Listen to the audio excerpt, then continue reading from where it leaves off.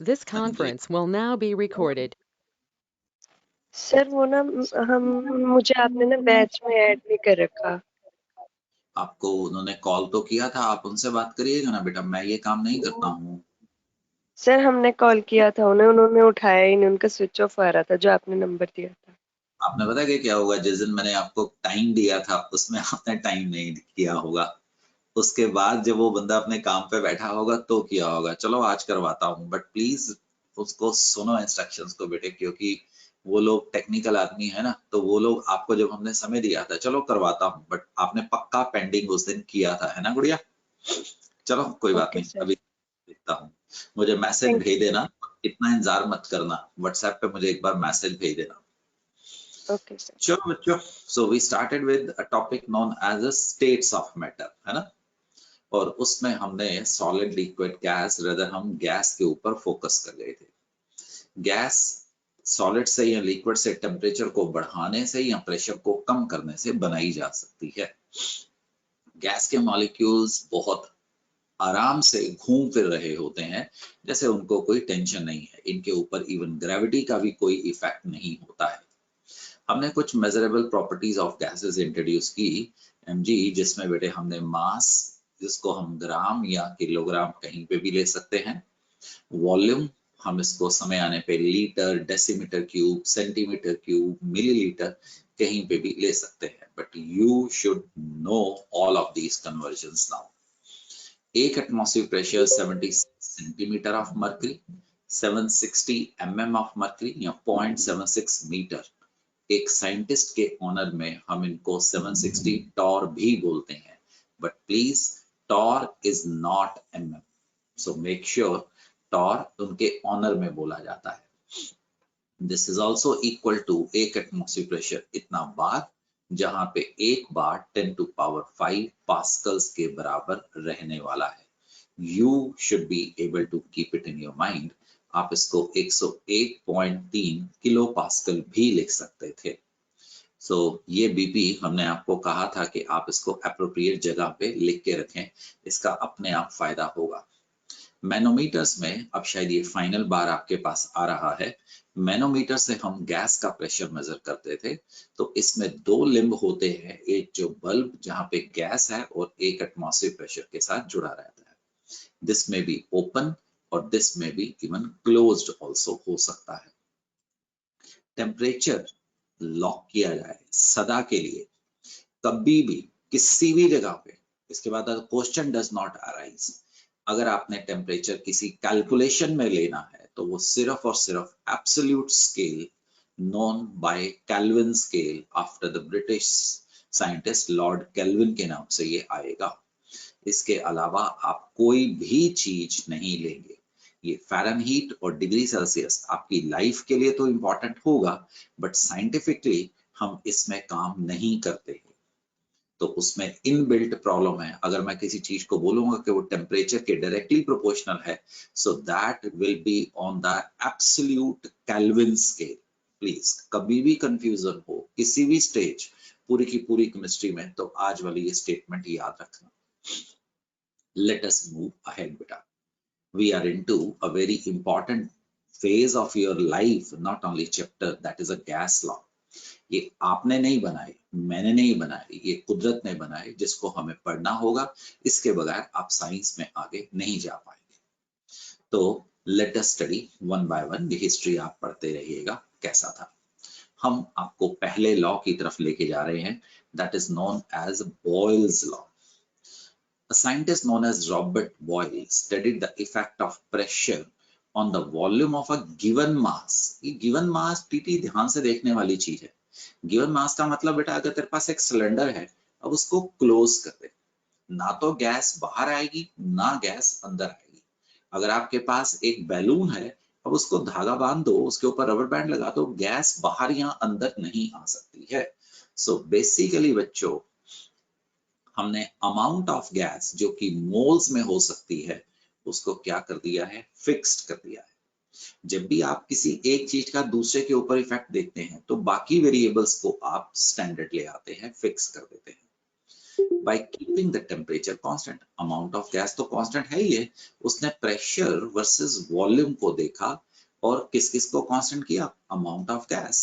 जो भी mg चीज को बेटा तो constant करता है ना, उसको पैरों में लिख देता है, n number of moles, t को constant करके इन्होंने ऐसे देखा. और जब भी टेम्परेचर कांस्टेंट रखा जाता है उस प्रकार के एक्सपेरिमेंट को, बिहेवियर को आइसोथर्म बोला जाता है. आइसोथर्म में मतलब अगर आप इनिशियल से फाइनल स्टेज पे गए, टेम्परेचर डज नॉट चेंज. आप अपने रूम में बैठे, आपने एक असाइनमेंट सॉल्व करनी शुरू की और आपने असाइनमेंट अपने ही रूम में खत्म की, और जब आपने शुरू और बाद में देखा तो जो टेम्परेचर चेंज था वो बिल्कुल जीरो था. हम इसको आइसोथर्म बोलेंगे.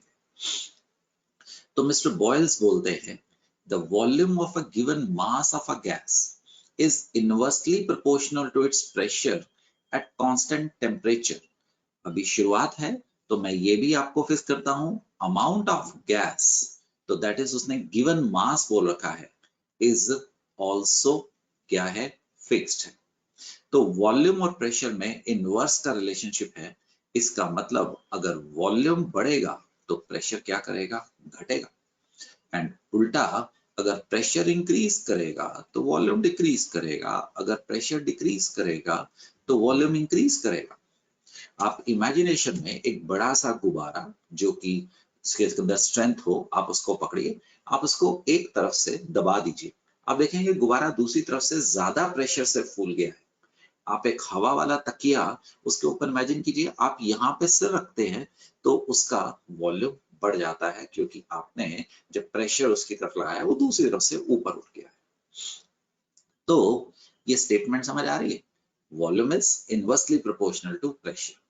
इसका मतलब क्या हुआ अगर मैं समझने के लिए यूज करता हूं, अगर मैं इसको समझने के लिए यूज करता हूं, P is inversely proportional to V at constant temperature and constant amount of the gas. तो PV is equal to K हो जाएगा. इसका K का क्या मतलब है, कांस्टेंट है, कांस्टेंट चेंज नहीं होगा. फॉर एग्जांपल ऐसे ही से प्रेशर 10 यूनिट था, वॉल्यूम 5 यूनिट था, तो this is going to be 50. अगर आप प्रेशर को 20 करें तो वॉल्यूम उसी प्रोपोर्शनेट में घटेगा, the product is going to be 50. अगर आप प्रेशर को 10 से 100 कर दे तो वॉल्यूम उसी प्रोपोर्शन में घटेगा, चेंज होगा, so that the product is going to be same.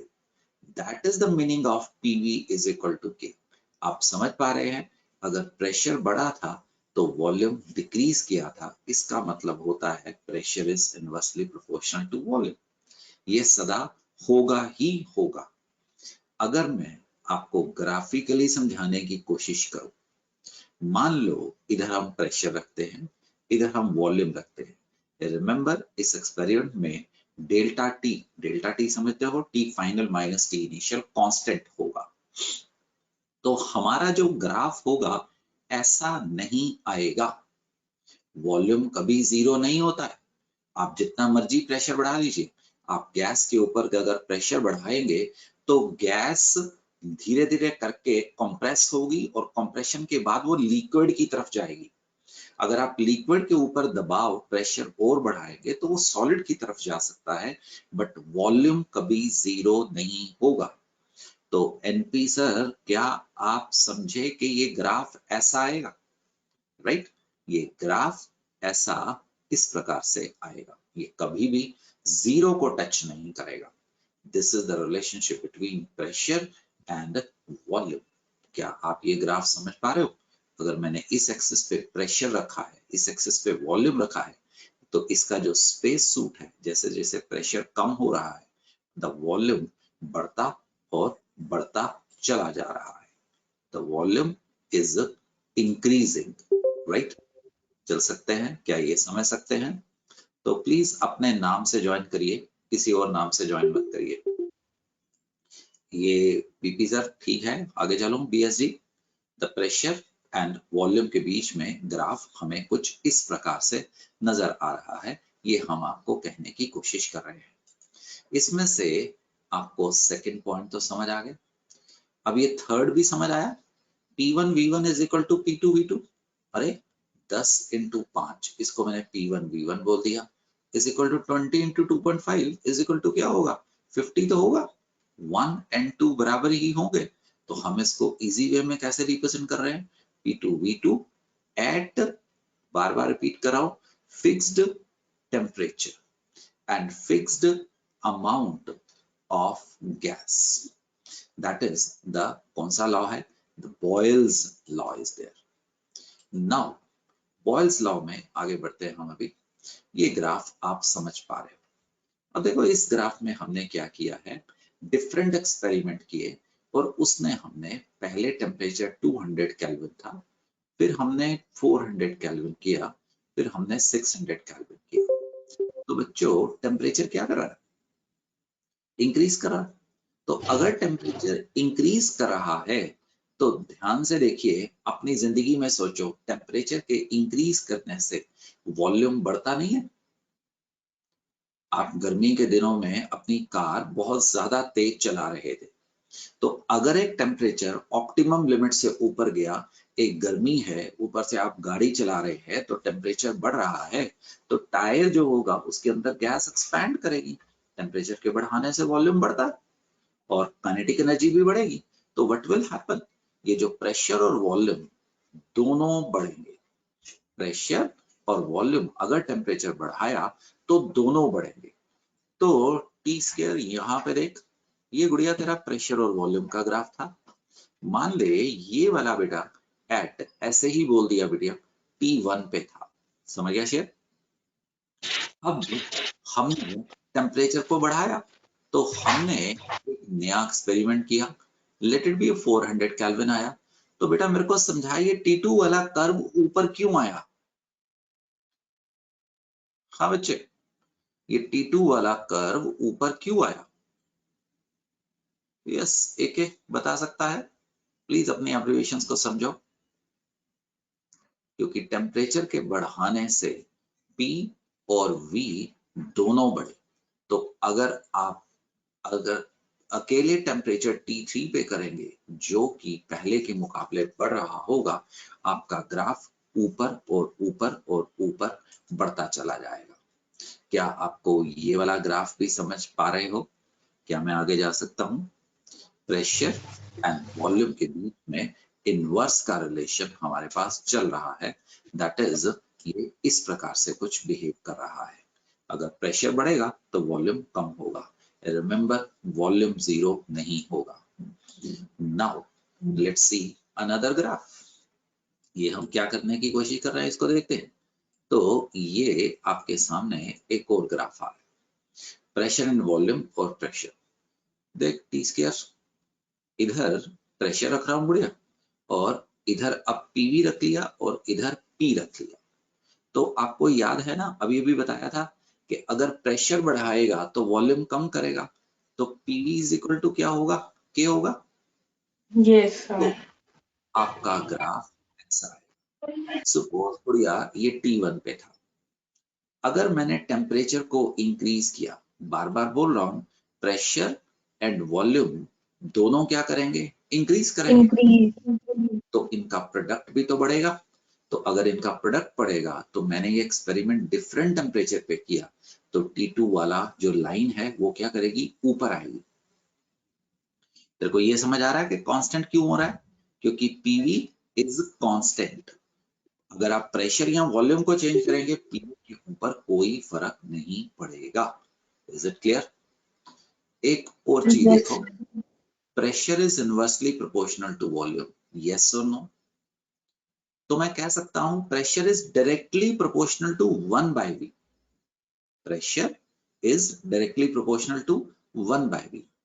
अगर मैं यहाँ पे प्रेशर रखूं और यहाँ पे मैं 1/V रखूं, तो गुड़िया तेरा ग्राफ कैसा आएगा, स्ट्रेट लाइन।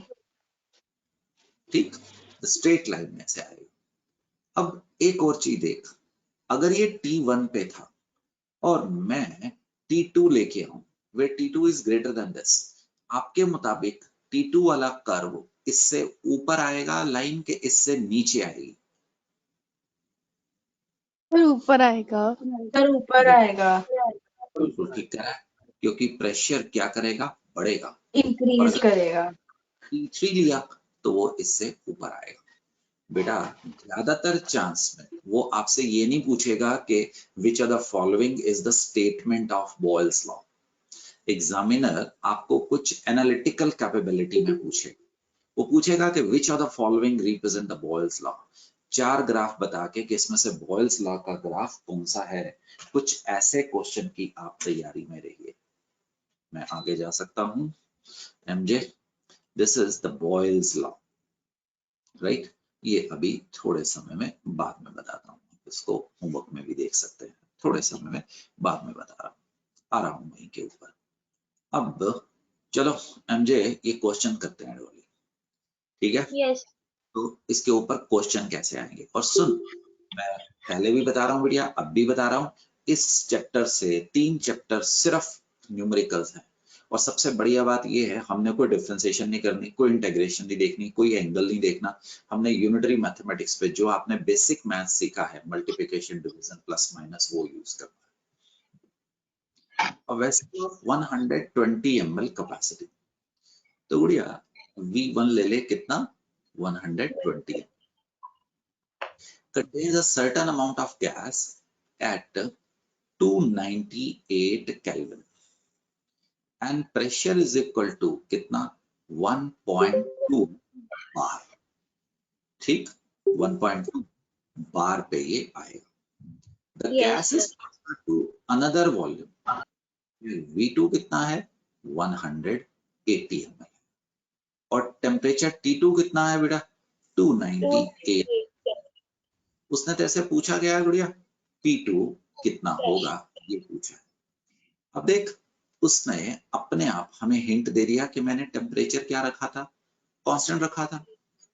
और कांस्टेंट। वही उसी बर्तन को, केशी नहीं बेटा, जिससे पूछ रहा हूँ उससे बात करेंगे एक एक करके, है ना, क्योंकि सब रिकॉर्डिंग में जा रहा है, वो प्लेटफॉर्म पे जाएगा, तो रिपीट मत करिए। तो this is going to be, हाँ एमजे कौन सा रिलेशन लगेगा, The P1 equal to P2 V2. P2। तो आप दोनों तरफ डायमेंशन सेम रखें, है ना। तो 1.2 बार इज इक्वल टू 180, तो आपने P2 निकालना है।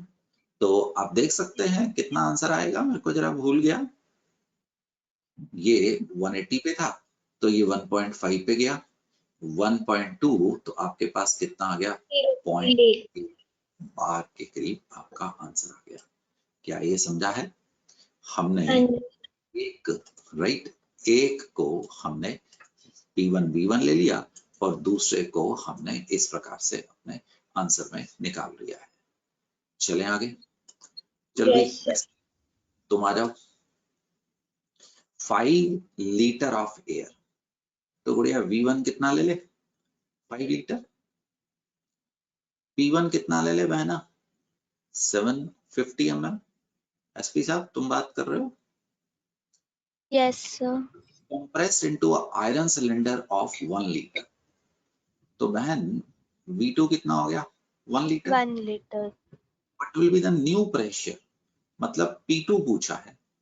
If the temperature remain constant, तो इसका मतलब बेटे कौन सा लॉ यूज कर रहा है, बॉयल्स लॉ। और वॉल्यूम में क्या रिलेशन होगा ये, इसका मतलब हमने अभी आपको क्या कराया था, P2 V2 के बराबर होगा। तो 750 इंटू 5 1 इंटू P2 समझ आया। तो P2 कैलकुलेशन पे चेक करना बेटे, 5 इंटू 750 3750 mm, आप अपने दिमाग से कैलकुलेट कर लो, ठीक है नहीं। मैंने 700 इंटू 5 कर लिया 3500, 50 इंटू 5 करके उसको ऐड कर दिया। एक तो आंसर ये भी हो सकता है, मान लो ऑब्जेक्टिव में उसने आंसर एटमॉस्फेयर में लिया था, तो बहना याद कर, आपको पहले पेज पे लिखवाया हुआ है आपकी नोट पे 760 mm इज इक्वल टू कितने एटमॉस्फेरिक प्रेशर के बराबर होता है, तो आपका आंसर आ जाएगा। यस समझा? सर। अच्छा पता क्या होगा, हम जब ये क्वेश्चन को रिपीट करेंगे, जब हम अगले टॉपिक पे जाएंगे तो उनमें लेवल बढ़ता चला जाएगा, तो आपका हाथ अपने आप बैठना शुरू हो जाएगा कि किस प्रकार से वो क्वेश्चन पूछने वाला है। राइट, आगे जा सकता हूं, चल। तो यस, वीबी अनम्यूट हो। तो इस क्वेश्चन को देखते हैं। अ वेदर बैलून, मैं सिर्फ फॉर्मेट बनाऊंगा, सारे क्वेश्चन मैं नहीं करने वाला हूं। इसका माइक नहीं चला है तो केएस तुम आ जाओ। तो V1 कितना है? 175 लीटर। ओह केएस, तुम्हारे से पूछा है, अपने एब्रिविएशन समझ। 175 litre Yes, sir. when filled with hydrogen at a pressure of 1 bar। तो बहन ये कितना आ गया तेरे पास? 1 bar। 1 bar. Volume when it rises to 2000 meter. देखते हैं इसका कोई जरूरत पड़ी कि नहीं। Where the atmospheric pressure is 0.80 और ये V2 उसने पूछा है। टेम्परेचर कांस्टेंट है तो हाइट का मुझे कोई लेना देना नहीं है। तो बेटे क्या मैं तुम्हें होमवर्क दे सकता हूँ? P2 V2 से आंसर निकाल लेगा। Yes, sir. ठीक, और सुनो ऑल ऑफ यू, इस आंसर के ऊपर ज्यादा यकीन मत करना, अपने ऊपर यकीन करना। वो सही भी हो सकता है, वो गलत भी हो सकता है। तो बच्चों, these questions are going to be done as a homework। सब कुछ सेम है, P1 V1 P2 V2 है। चल ये वाला क्वेश्चन सैनी करते हैं, राइट सैनी? ये क्वेश्चन करते हैं बेटे। 6th क्वेश्चन जो थोड़ा डिफरेंट होगा वो हम मिलके करेंगे। तो यस सैनी, आपका माइक नहीं चल रहा तो T² तुम आ जाओ। देखो इंटरेस्टिंग सा चलता रहेगा। चल पड़ा, सैनी का माइक भी चल पड़ा। Yes, sir. A bulb of unknown volume, bulb of unknown volume V। Bulb मतलब इसका वॉल्यूम क्या है? V है, मुझे नहीं पता है, आपको नहीं पता है। Contains a pressure, contains a gas at कितने atmosphere pressure TT? 1 atmosphere. 1 atmosphere pressure। This bulb was connected to another खाली bulb of 0.5 लीटर। इसका जो वॉल्यूम है वो कितना है? 0.5 litre. Through a stopcock, stopcock होता है जैसे अपने अपने घरों में देखा होगा, हम पानी की जो पाइपलाइन है उसके ऊपर वॉल्व लगा देते हैं। सिंबॉलिकली बेटे मैंने ऐसा स्टॉपकॉक लगा दिया। इसको खोल दूंगा तो गैसेस मिल सकती हैं, इसको बंद रखूंगा तो गैसेस मिल नहीं सकती। When the stopcock was opened, the pressure at each bulb becomes this much। pressure at each bulb का मतलब, अब जब उसने ओपन कर दिया तो आपका V2 होगा, इसको V1 ले लेते हैं प्लस बिटिया 0.5 लीटर। समझा? इनिशियली आपके पास कितना था? ये था, इसको उसने जोड़ दिया है। जब ओपन किया तो फाइनल वॉल्यूम इनिशियल प्लस जो नया जोड़ा वो नहीं होगा? हाँ जी सर। और आपके पास जो होगा वो बहन 7.58 into पास्कल्स आ जाएगा। तो कैलकुलेट द V लीटर। देख कॉन्सेप्ट तो सिंपल जा रहा है कि P1 V1 is equal to P2 V2, but वहां पे वो आप में से एवरेज बच्चे को, बिलो एवरेज को अलग करेगा। क्योंकि उसने अब आपसे पूछा कि क्या आपको पास्कल और एटमॉस्फेयर के अंदर रिलेशनशिप पता है? अगर नहीं पता है तो घर पे बैठो, आप किसी एक को या तो एटमॉस्फेयर को पास्कल में कन्वर्ट करें या पास्कल को एटमॉस्फेयर में कन्वर्ट करें।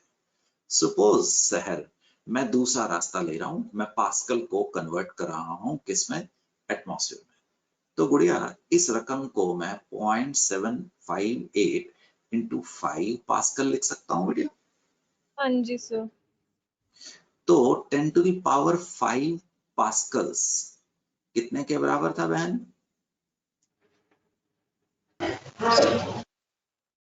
एक बार के बराबर था। और याद कर, एक बार 1.013 एटमॉस्फेयर के बराबर था। हाँ जी सर। तो शेर खान तेरा एटमॉस्फेयर में आंसर कितना आ गया?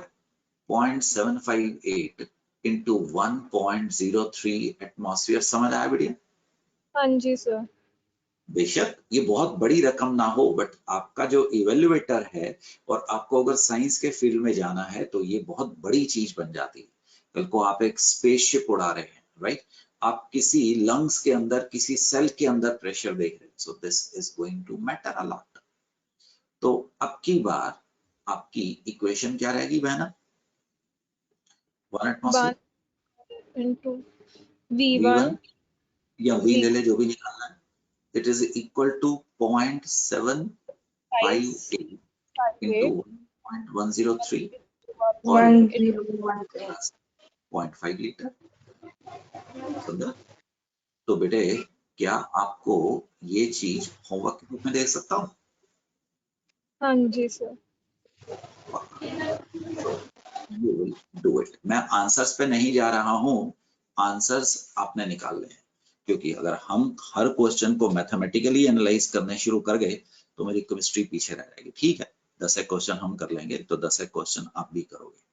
और ऑल ऑफ दीज हमारे पास V+.5 कैसे आया?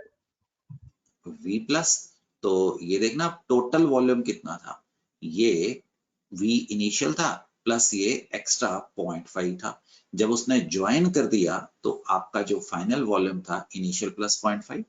आप क्वेश्चन की स्टेटमेंट पढ़ो, उसके अंदर आंसर लिखा हुआ है, this bulb was connected to another evacuated bulb. तुम्हारा घर और पड़ोसी का घर कनेक्ट कर दिया तो फाइनल वॉल्यूम कितना हो गया? तुम्हारा घर और पड़ोसी का घर। समझ गया सरदार साहब? सिंह साहब, आप लोगों का याद रखना, जो सब बच्चों का तकरीबन एक गलती का कारण बनता है, आप लोग इसको ढंग से नहीं देखते हैं बेटे। तो क्योंकि मुझे पता है तुम सीखोगे और तुम करोगे, तो आपका जो ध्यान होना चाहिए ना, ऊपर जो क्वेश्चन पूछा है उसमें होना चाहिए, क्योंकि उसमें से आंसर निकलता है। जबकि हम लोग क्या करते हैं, जब ऑब्जेक्टिव आता है, ज्यादातर लोग हम आंसर को देखना शुरू कर देते हैं, तो उससे हम गलती पे जाते हैं। बेटे देखो समझ आ गया? तो इसकी एप्लीकेशन यहां से देखने वाला है। नाउ सिंह हम अगले लॉ पे लेके जा रहे हैं, this is known as Charles law. Charles law, the pressure and volume देखा, अब हम आपको वॉल्यूम एंड टेम्परेचर रिलेशनशिप को दिखाने जा रहे हैं, the Charles law. So let's see ये हमें क्या सिखाने की कोशिश करेगा, the Charles law. Charles law कुछ हमारी दुनिया में हर जगह पे आपके आसपास चलता है। तो gas at lower temperature volume का कम होता है। जैसे जैसे आप टेम्परेचर को बढ़ाते हो, ये तो हम जानते हैं, वॉल्यूम क्या करता है? बढ़ता है। वॉल्यूम धीरे धीरे करके बढ़ेगा जैसे जैसे आप टेम्परेचर को लेने वाले हो। देखते हैं, बट ये हमें काफी चीजें आपकी लाइफ में सिखाने वाला है, तो है ही है। चलिए, तो बीएस आप मेरे साथ हैं। Charles law, the volume of an ideal gas directly with absolute temperature. Sardar ji ध्यान करना, ओनली ऑन कौन सा स्केल बेटे? Kelvin scale, that is V is directly proportional to T। Singh साहब, अमाउंट ऑफ गैस तो कांस्टेंट लेनी लेनी है, और इसमें आपने प्रेशर को भी क्या कर दिया है? कांस्टेंट कर दिया है। जिन चीजों को कांस्टेंट करेगा सिंह, उसको नीचे रखे। इसका मतलब देख क्या है, इसके बहुत सारे मतलब निकल सकते हैं। पहली बात, अगर आपका टेम्परेचर 20 केल्विन था, यहाँ पे वॉल्यूम V1 was V। अगर मैंने टेम्परेचर को डबल किया, 40 केल्विन किया, तो जो मेरा V2 होगा दैट इज 2V1 बन जाएगा। समझा? The volume will double.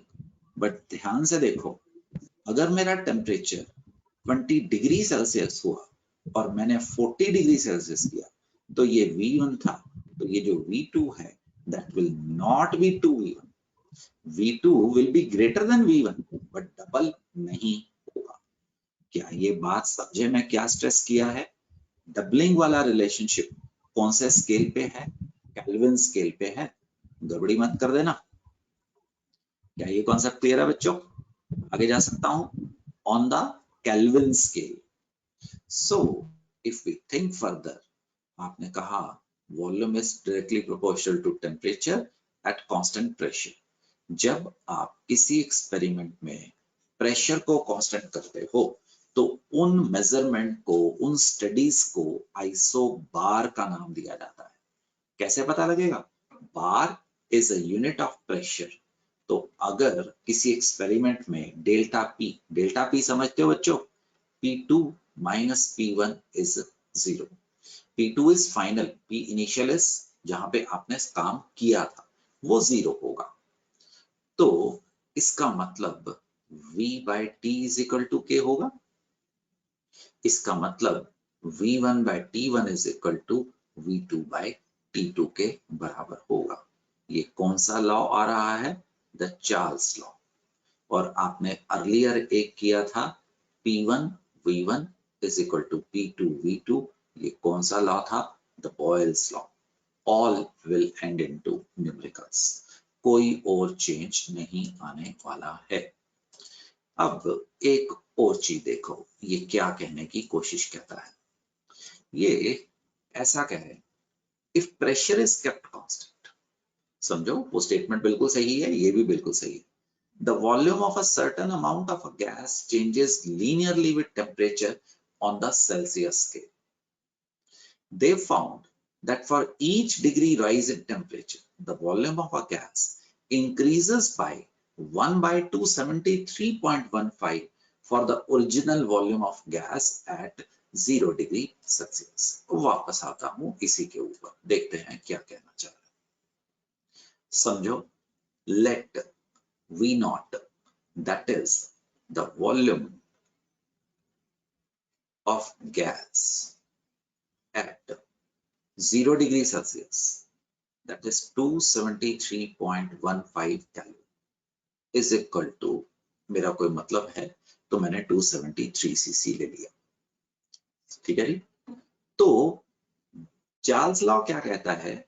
that is if we increase temperature by 1 degree Celsius, the volume will increase by 273 into 1 by 273, that is 1 cc for every 1 degree rise in temperature.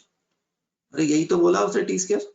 They found that for each degree rise in temperature, volume of a gas increases by 1 by 273rd, हमने उसको approx मार दिया है, of the original volume at 0 degree Celsius. तो बेटे अगर मैंने initial volume 273 ले लिया है तो इसका 1 by 273 कितना होगा? 1 cc होगा। आप इसको 10 cc ले सकते थे, आप इसको 50 ले सकते थे, बट कैलकुलेशन थोड़ी सी फर्क हो जानी थी, 10 into 1 by 273। इसका मतलब that is at 1 degree Celsius the total volume कितना होगा? V naught plus V naught by 273। हमने V naught को कितना लिया है? 273 plus 273 into 273, that is equal to 274 cc नहीं आ जाएगा? At 2 degree Celsius it will be V naught into 2 V naught by 273। तो बच्चों ये कितना आ जाएगा? 275 cc नहीं आ जाएगा? ऐसे ही अगर मैं T डिग्री सेल्सियस टेम्परेचर बढ़ाऊं तो ये V naught T V naught by 273, that is 273 plus T into 273 by 1 by 273, आपका नया वॉल्यूम कितना हो जाएगा? T। ये डबल नहीं हो रहा क्योंकि सेल्सियस पे है, अगर आप केल्विन पे देखोगे so this is going to be double. That is, इसकी एक और स्टेटमेंट भी है, let V naught be the volume of the gas at 0 degree Celsius, then VT will be, उतना तो होगा ही होगा, V naught by 273.15 into T will be the new volume। मोटे तौर पे आप देख रहे हो कि वॉल्यूम बढ़ेगा जैसे टेम्परेचर बढ़ेगा डिग्री सेल्सियस में, बट अगर ये केल्विन पे हुआ तो वो पूरे का पूरा डबल कर जाएगा। आप समझ सकते हो कि अगर मैं T की जगह पे 273 ले लेता तो 273 into 273 कैंसिल हो जाता, V naught plus V naught कितना आ जाता? 2 V naught आ जाता। That is the Charles law. Do you understand? मैं आगे जा सकता हूं? कोई क्वेश्चन नहीं आया तो इसका मतलब क्लैरिटी है। देखते हैं ग्राफिकल। ये बहुत इंपॉर्टेंट चीज में घुसने वाले हो, बहुत ज्यादा इंपॉर्टेंट पे, समझो। आगे चलते हैं। चल भी एनपी सिंह मेरे साथ आ जा बेटे। हम क्या कर रहे हैं? Charles law. क्या कह रहा है ये? Volume is directly proportional to temperature. दो ग्राफ बना सकता हूं एनपी। ए ग्राफ बेटे केल्विन स्केल पे बनाता हूं, राइट। ये इधर मैंने रख दिया वॉल्यूम, इधर रख दिया मैंने टेम्परेचर। कौन से स्केल पे? केल्विन पे। तो यहाँ पे क्या आएगा? 0 केल्विन। 1 2 3 4 केल्विन बढ़ता चला जाएगा। तो वॉल्यूम इज डायरेक्टली प्रोपोर्शनल। तो अगर वॉल्यूम बढ़ाओगे तो टेम्परेचर बढ़ेगा, या टेम्परेचर घटाओगे तो वॉल्यूम कम होगा। बहुत इंपॉर्टेंट चीज में से निकल रहे हैं। जैन तुम अनम्यूट कर सकते हो। जैन देख, अगर टेम्परेचर मान ले 1 पॉइंट लगा लेते हैं, मतलब इतने टेम्परेचर पे गुड़िया कितना, इतना वॉल्यूम था। समझ गया ना? ये मतलब Yes. हुआ। अगर आप टेम्परेचर को घटाओगे तो वॉल्यूम क्या करेगा गुड़िया? डिक्रीज करेगा वो भी। तो ये इधर आएगा अगला पॉइंट, और Yes. करेगा तो इधर आएगा, और करेगा तो इधर। अब अपनी जिंदगी में सोच, इंटेलिजेंटली सोच। आपके पास कोई हवा थी, गैस थी, आप उसको ठंडा कर रहे हो तो क्या आएगा बेटे? गैस की जगह पे क्या चीज आ जाएगी? तो सॉलिड आ जाएगा। पहले लिक्विड आएगा माता, यस सर, लिक्विड लिक्विड के आएगा। बाद सॉलिड आएगा। क्या Yes. सॉलिड का वॉल्यूम 0 हो सकता है? No sir. तो क्या ये ग्राफ इंटरसेप्ट को टच करेगा? नो। No sir. कभी वॉल्यूम 0 नहीं हो सकता। समझ आया ना? Because volume can never be 0। Volume 0 हो ही नहीं सकता है। That is the point. अब देख बेटे, अगले पेज पे चलते हैं, क्या सीखते हैं। वही ग्राफ अब की बार जैन मैं तेरे को बना के देने वाला हूं। कौन से स्केल पे? Degree Celsius scale. थोड़ा सा बेटे इसको इधर बनाते हैं, कोई कारण है। इधर वॉल्यूम ले लिया, इधर गुड़िया क्या ले लिया तूने? Temperature degree. टेम्परेचर। एक ग्राफ इधर आ गया, एक पॉइंट। अब अगर कम करेगा तो ये भी तो नीचे आएगा। याद रखना इधर 0 डिग्री सेल्सियस है। तो क्या 0 डिग्री सेल्सियस पे तुम जोन सी मर्जी गैस ले लो, वॉल्यूम कभी 0 होगा? No sir. नहीं होगा। Volume will never ever be 0। तो हम अब आपके मैथमेटिक्स का, आपकी इंटेलिजेंस का सहारा लेते हैं।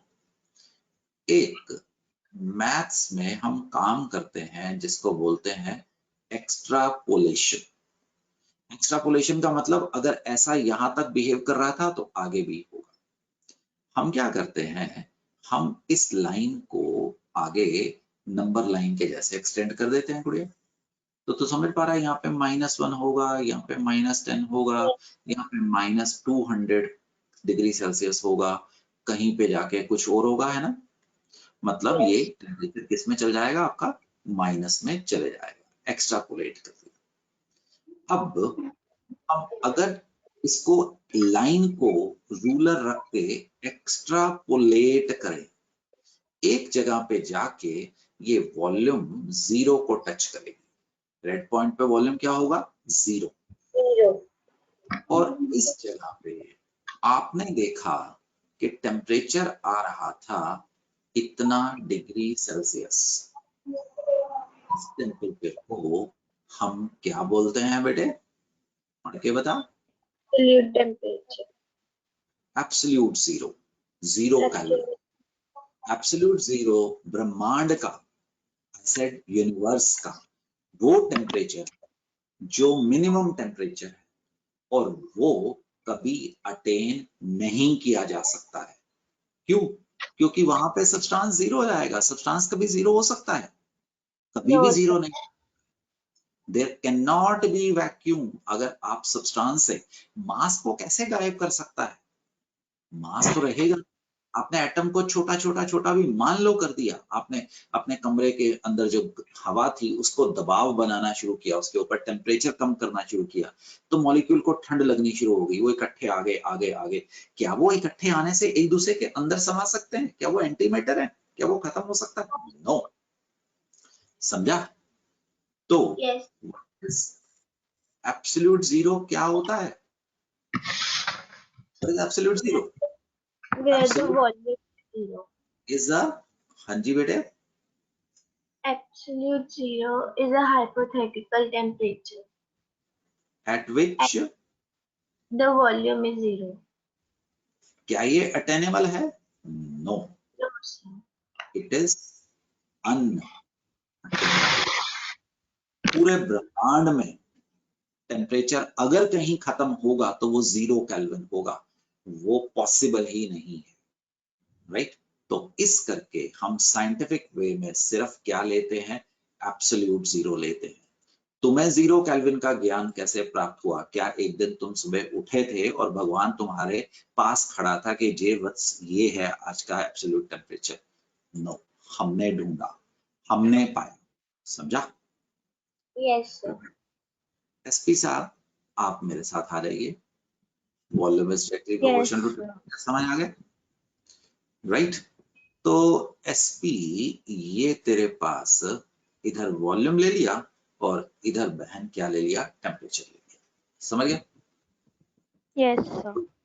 मान ले गुड़िया तेरे पास ऐसा था, इस पे था, P1 पे था।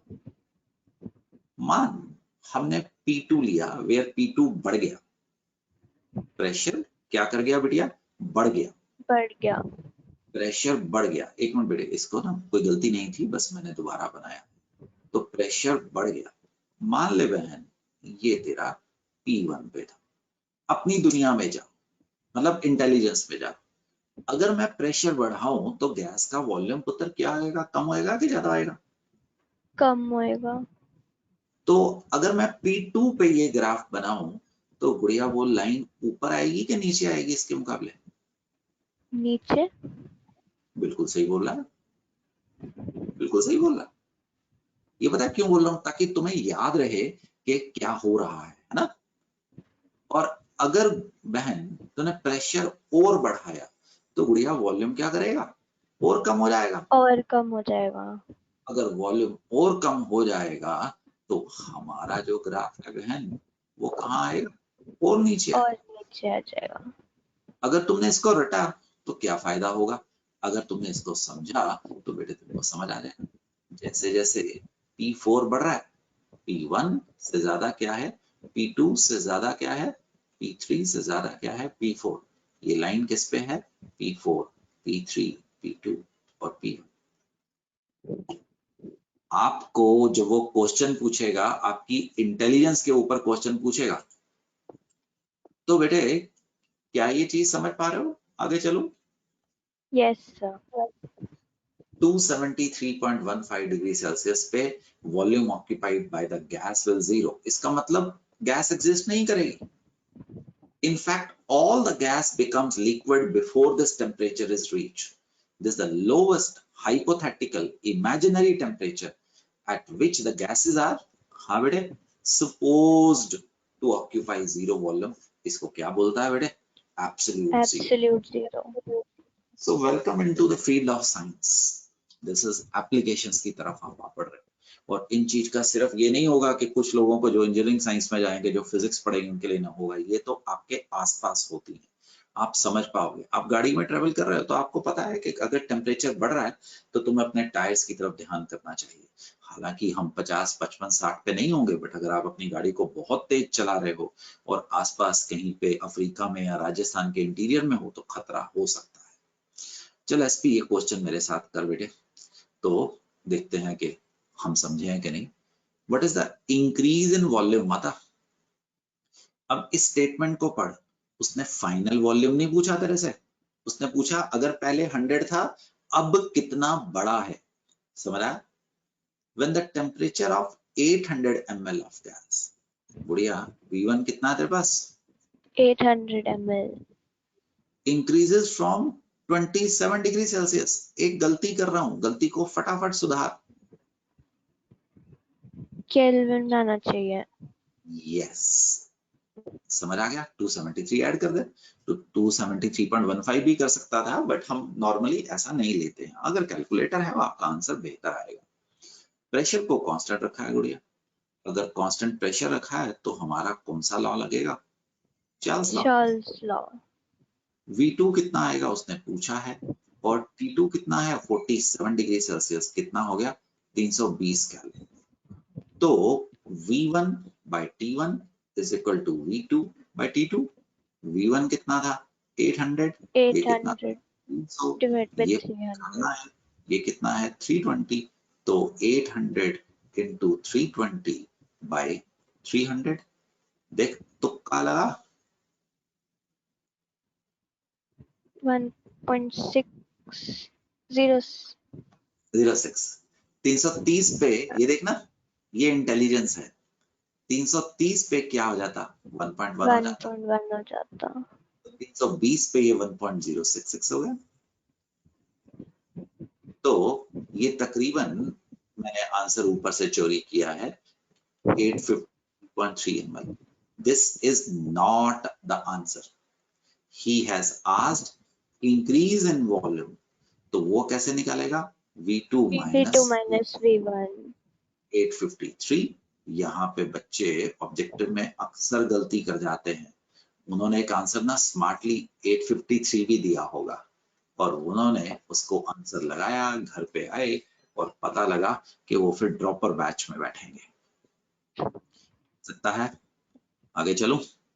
यस। सो हमने आपको कराया कौन सा लॉ? द जी Boyle's law and Charles law. Charles law.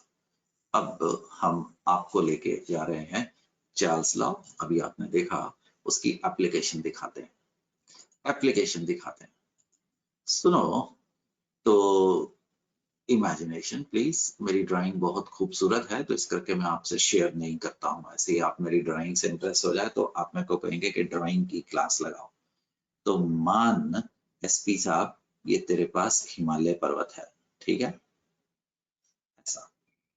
ये आप लोग से बैठे हैं यमुनानगर में। तो यमुनानगर में जो पी एटमॉस्फेयर है वो हाई होगा एज कंपेयर टू एसपी। अगर आप माउंटेन एवरेस्ट पे चढ़े हो तो वहां पे पी एटमॉस्फेयर क्या होगा? लो होगा। मानता है ना? तो मान लो इधर, अब तो आपको पता है pressure is inversely proportional to volume. ये जो इंसान यहाँ पे सांस लेता है तो उसको लेट इट बी, उसके लंग्स की कैपेसिटी 100 ml है, ऐसे ही बोल दिया बेटे, है ना, 100 ml है, और वो उसमें उसको सफिशिएंट ऑक्सीजन के मॉलिक्यूल्स मिल जाते हैं। समझा? Yes sir. राइट, उसको सफिशिएंट ऑक्सीजन के मॉलिक्यूल मिल जाते हैं। अब वो इंसान पहाड़ी चढ़ गया, पहाड़ी चढ़ गया तो वहां पे प्रेशर क्या किया? डिक्रीज किया। तो वॉल्यूम क्या कर गया? बढ़ गया। इंक्रीज। तो जहां पे उसको इतना वॉल्यूम के अंदर पूरी हवा के मॉलिक्यूल मिल जाते थे, वहां पे वॉल्यूम क्या कर गया? बढ़ गया। गैस के मॉलिक्यूल्स परे परे चले गए। तो उस इंसान को सांस लेने में क्या होगी? प्रॉब्लम होगी। प्रॉब्लम होगी। तो you will be facing breathing troubles, because जब हम सांस लेंगे हमारे लंग्स में तो उतना ही वॉल्यूम है, वो हवा तो सक कर रहा है बट उसमें उतने मॉलिक्यूल्स नहीं है। तो हमें एक ब्रेथ में मान लो 100 मॉलिक्यूल्स चाहिए तो हमें 20 मिलेंगे। अगर 20 मिलेंगे तो हमारी बॉडी को ऑक्सीजन नहीं मिलेगी, तो we are into the trouble. That is known as, पक्का सुना होगा, हाई अल्टीट्यूड सिकनेस का कारण बनता है। अगर हम एयरप्लेन में बैठे हैं जहां पे प्रेशर कम हो गया, हमें ऑक्सीजन नहीं मिलेगी। अगर आप स्पेस में जा रहे हो वहां पे प्रेशर नलीफाई के तकरीबन 0 के आसपास हो गया, वो तो वैक्यूम के जैसा है। तो वैक्यूम के जैसा है तो वहां पे हमें ऑक्सीजन नहीं मिलेगी। हम इसको मेडिकल टर्म में बेटे हाइपोक्सिया बोलते हैं। Hypoxia, high altitude sickness. जो हमारे सिपाही ले या लद्दाख में बैठे हैं, ऐसा नहीं कि हम उसको एकदम भेज देंगे, हम उनको पहले थोड़ी सी हाइट पे, लेट इट बी ऐसे ही बोल दिया, मनाली के पास कहीं पे उनको कहेंगे कि आप यहाँ पे 10 दिन रहिए और ट्रेनिंग करिए, फिर उनकी बॉडी एडजस्ट करेगी, फिर हम उनको थोड़ी सी और हाइट पे भेजेंगे और वहां पे उनको कहेंगे आप 4-5 दिन बिताइए फिर रहिए। ऐसे करके धीरे धीरे करके जाएंगे। अगर आप ले या लद्दाख में एक ही दिन सुबह पहुंच जाते हो और आपको वहां पे हाइपोक्सिया की प्रॉब्लम आएगी, ब्रीदिंग ट्रबल आएगी, and we are in trouble. तो ये कौन से लॉ की एप्लीकेशन है बेटा? Charles Boyle's law. Boyle's law. Boyle's किसको कनेक्ट करता था? Pressure and pressure and volume. Right. T square तुम आ रहे हो मेरे पास?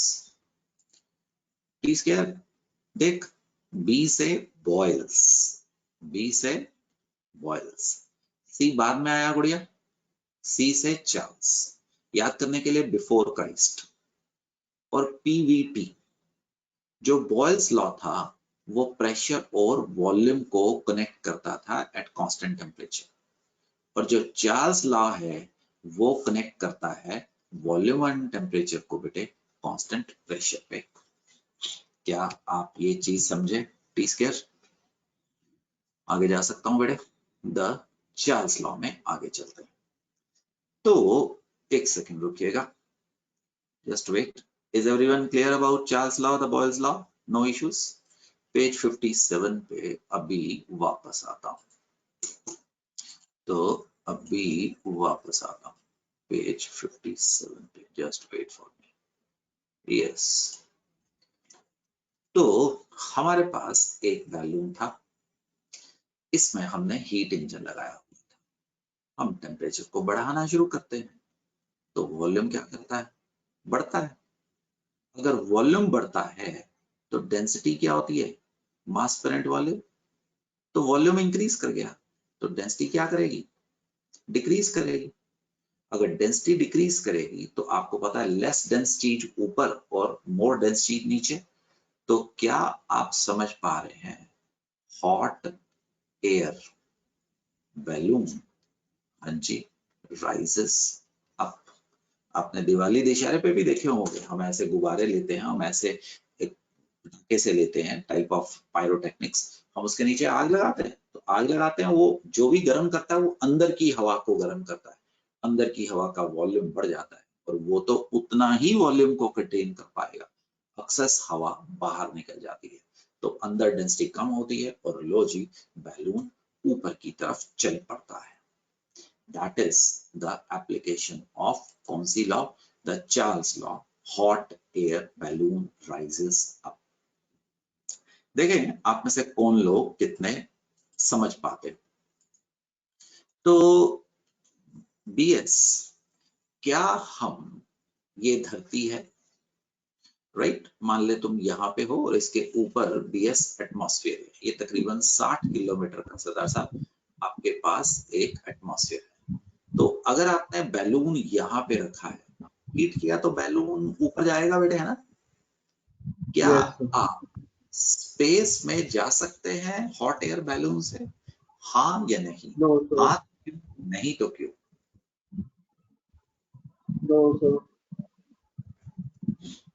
वाई? सर स्पेस में प्रेशर सर डिक्रीज हो जाता है। तो एक जगह पे आपका बैलून ऊपर जाएगा, वो तब तक जाएगा जब तक बैलून के अंदर की डेंसिटी बाहर की एयर की डेंसिटी से मैच ना कर दे। समझा? जब वो दोनों बराबर हो जाएंगी, क्योंकि एयर की डेंसिटी भी तो ऊपर जाते जाते कम हो रही है ना। धरती के पास जहां पे हम हैं वहां पे ज्यादा है, आप जैसे जैसे हाइट पे जाओगे तो ग्रेविटी वीक होती चली जा रही है। तो एक जगह पे जाके जो हमारी एयर है तकरीबन ये 60 किलोमीटर के आसपास, वो नेग्लिजिबल हो जाती है, वहां पे बस बैलून अपनी हाइट को टच कर लेगा, राइट। एक बड़ी मजेदार चीज शायद तुम लोगों ने सुनी है कि नहीं सुनी है, एक इनाम होता है जिसको बोलते हैं बच्चों डार्विन्स अवार्ड। ये आपकी बायोलॉजी से रिलेटेड नहीं है, ये इनाम उन मूर्खों को दिया जाता है जिन्होंने कोई हरकत, शरारत की हो, गलती की हो और वो पकड़े जाएं, उनके ऊपर कोई सजा आए और वो इतनी बेवकूफी वाली हरकत हो कि उनकी जान जाते जाते बची हो। ये ऐसे मूर्खों को सम्मानित किया जाता है अमेरिका के अंदर कि जिसने कोई हरकत की थी, वो हरकत शरारत में कन्वर्ट हो गई या बेवकूफी में कन्वर्ट हो गई, वो अरेस्ट हुए और उसके बाद उन्होंने कोई गलती करी, कोई लॉ तोड़ा, बट उसके बाद उनको ये इनाम दिया जाता है। तो it is around 30 years old. एक आर्मी मैन था अमेरिका के अंदर, आर्मी मैन। तो ये क्या करते हैं, इन्होंने ट्रेनिंग तो ली पूरी की पूरी जहाज उड़ाने के लिए, बट जहाज आप उड़ाने की ट्रेनिंग ले सकते हैं, आप कमर्शियल पायलट लाइसेंस ले सकते हैं, बट आपको एयरप्लेन उड़ाने के लिए तभी मिलेगा जब आप फिजिकली पूरे फिट हैं। अगर आप फिजिकली फिट नहीं है तो हम आपको एयरप्लेन उड़ाने नहीं देंगे। तो भाई साहब पूरी पायलट की ट्रेनिंग लेते हैं, बट जब ये अपने आप को फिजिकली टेस्ट करवाते हैं तो इन्हें एक कान से डेफ बोला पाया गया। तो इसका मतलब इनको प्लेन उड़ाने की परमिशन नहीं मिली। अब ये ट्रेंड तो है ही है, इनको पता है क्या होता है। तो ये क्या करते हैं, मिलिट्री के जो second hand balloons military sale कर देती है उनको बाय कर लेते हैं। आप अमेरिका के अंदर आप इवन टैंक भी खरीद सकते हो, आप तोप भी खरीद सकते हो, गन्स तो छोटी चीज है।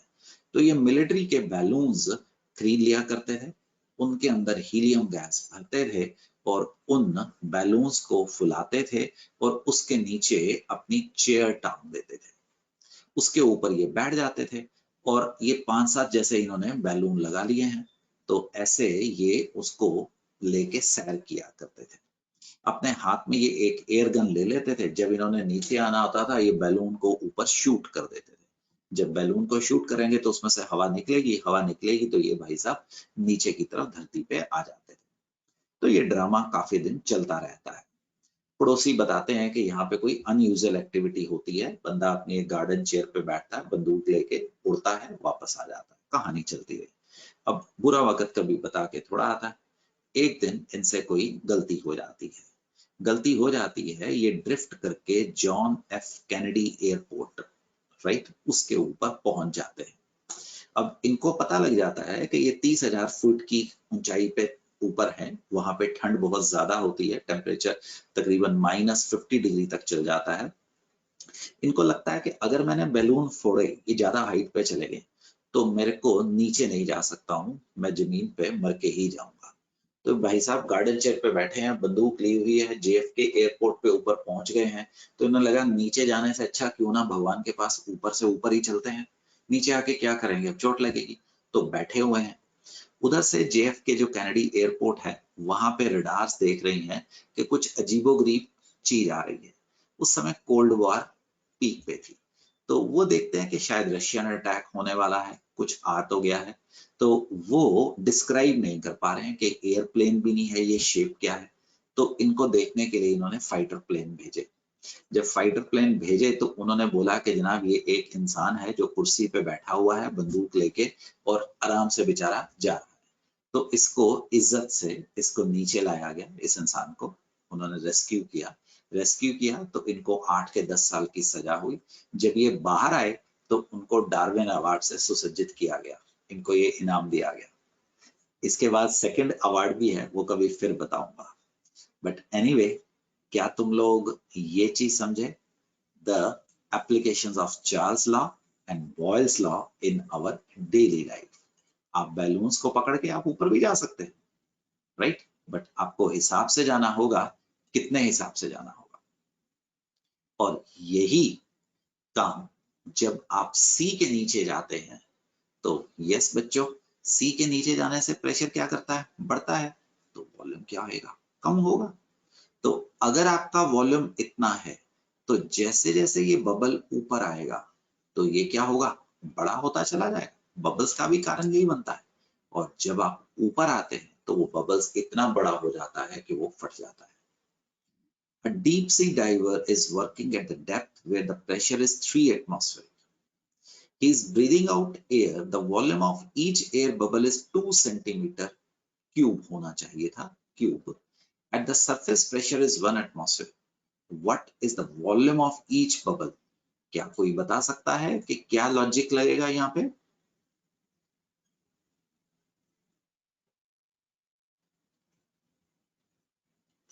P2 V2 प्रेशर नीचे कितना था?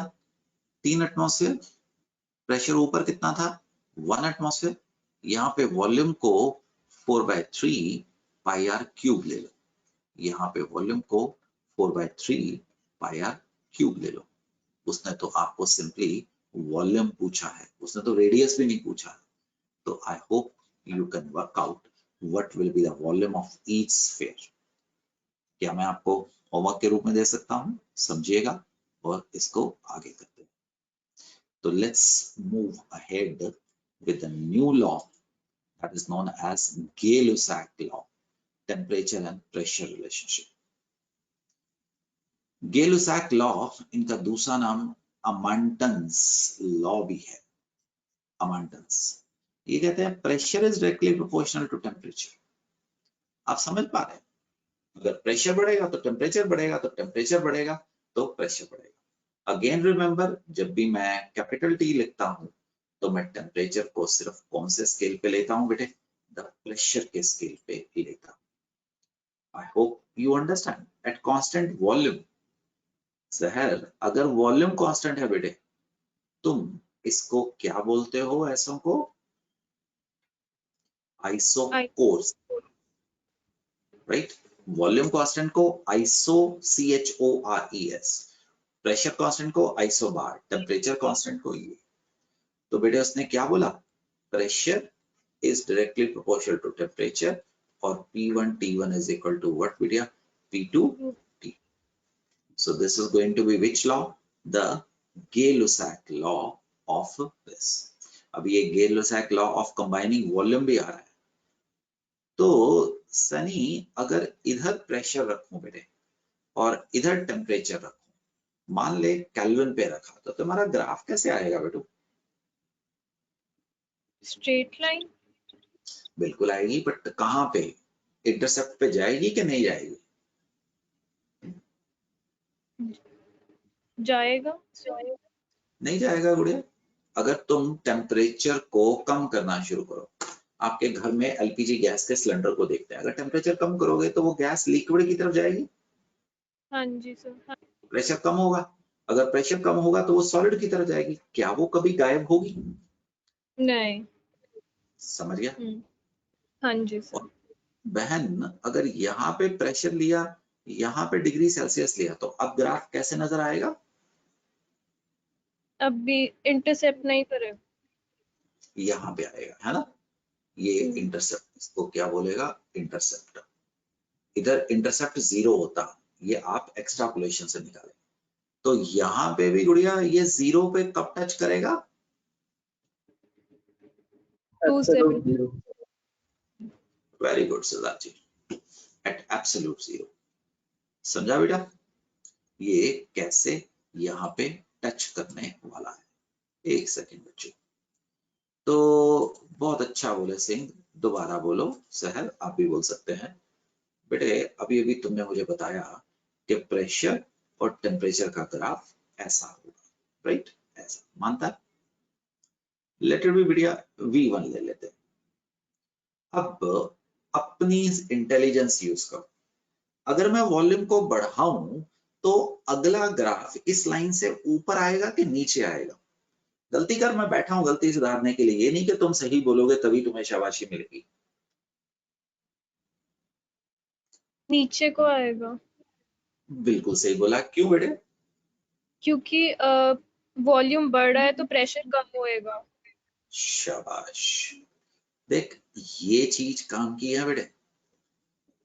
और अगर V3 को और बढ़ाएगा तो ये तेरे पास और नीचे आएगा। इसके लिए कोई रॉकेट साइंस नहीं है बेटा, है ना? बस तने समझना है। तो ये भी a gas that follows Boyle's law, Charles law, Avogadro, अभी रुको, पहले भी करा चुका हूं मोल कॉन्सेप्ट में, अभी दोबारा करा रहा हूं, is called an ideal gas such as the hypothetical gas। आप समझ सकते हैं हम आपको पढ़ा रहे हैं, हम आपको मोटिवेट करते हैं। देखो बच्चे, अच्छा बच्चा होमवर्क साथ साथ करता है, वो सिर्फ ए चैप्टर करा रहा हूं तो ठीक है, ए को तो करेगा ही करेगा। अब बी में चला गया तो अच्छा बच्चा सिर्फ बी को नहीं करेगा, वो क्या करेगा, ए चैप्टर को रिवाइज भी करेगा और सी चैप्टर को वो नॉवल के जैसे रीड भी कर लेगा। This is ideal behaviour.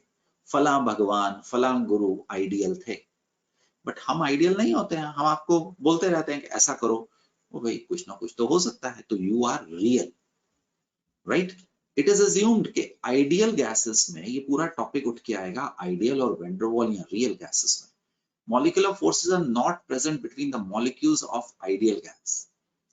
Real gas, जो हमारी दुनिया है, हमारे पास रियल गैसेस है, follows these law under specific condition when forces of interaction are practically negligible. In all other situations, these deviate from ideal behavior. It will be dealt soon. हम इसको discuss करने वाले हैं। आइडियल और non ideal gases अभी आने वाला है थोड़े समय में। तो अभी के लिए ये तुम सरदार जी बीएस ये जरा क्वेश्चन करवाओ, ठीक है। चल भाई, ये क्वेश्चन करते हैं सिक्स। ये जो डाटा है दोस्त, ये तुम्हारे घर के जो एलपीजी गैस आती है वो स्टैंडर्ड डाटा है, तो ये आपको इंटेलिजेंस भी सिखाएगा। क्यों आपने अगर कहीं पे आग देखी और गैस का सिलेंडर पड़ा हुआ, तो सबसे पहले अड़ोसी पड़ोसियों को सेव करो, क्योंकि जब ये फटेगा तो ये कंक्रीट की दीवार को भी यानी कि छत को भी उड़ा देगा। गैस से बच के रहना है, गैस बहुत ज्यादा शरारती नुकसान कर सकता है। सरदार जी आ जाइए मेरे साथ। A cylinder containing cooking gas can withstand a maximum pressure, कितना बेटे, 14.9 atmosphere. The pressure gauge of the cylinder indicate 12 atmosphere at 27 degree Celsius. हमारे पास जो P1 है बेटे वो कितना है, 12 एटमॉस्फेयर प्रेशर है। कितने टेम्परेचर पे same, 300 Kelvin. Due to fire in the building, the temperature starts rising. At what temperature the cylinder will explode? देख, सिलेंडर अगर तो इतना प्रेशर होगा उतने पे सिलेंडर रहेगा। जैसे ही ये टेम्परेचर जो इतने प्रेशर को लेके आएगा उससे ज्यादा होगा, वहां पे फट जाएगा। Yes. अब बेटे सिलेंडर का वॉल्यूम तो कांस्टेंट ही है ना, वॉल्यूम थोड़ा चेंज करेगा। तो सुधा साहब तुमको वेरी गुड। तो P2 T2, P1 कितना बताया था, 12, T1 कितना बताया था, 300। Yes. तो P2 हमने निकालना है, और सॉरी पता है, और ये कितना आ गया तेरा, T2 निकालना है। तो दोस्त P2 is 300 14.9 bye 12, Singh approximation मार देते हैं, तो 1.25। अरे 15 बाय 12 यार, ठीक है ना, 5 बाय 4 1.25। सिंह साहब अंदाजे से 375 केल्विन मैंने अप्रोक्सीमेशन मारी है, Yes, sir. ठीक है। चल छोड़, ऊपर से आंसर लिखा ही है, मैं उसको एग्जैक्ट ले लेता हूँ, उसको एग्जैक्ट ले लेता हूँ सरदार जी, ठीक है। दैट इज इक्वल टू, ये एक मिनट उसमें ऐड कर रहा हूँ, 372.5 के आसपास आ रहा है। कितने पे, केल्विन पे। और अगर डिग्री सेल्सियस में लेना है सरदार जी तो 273 इसको minus,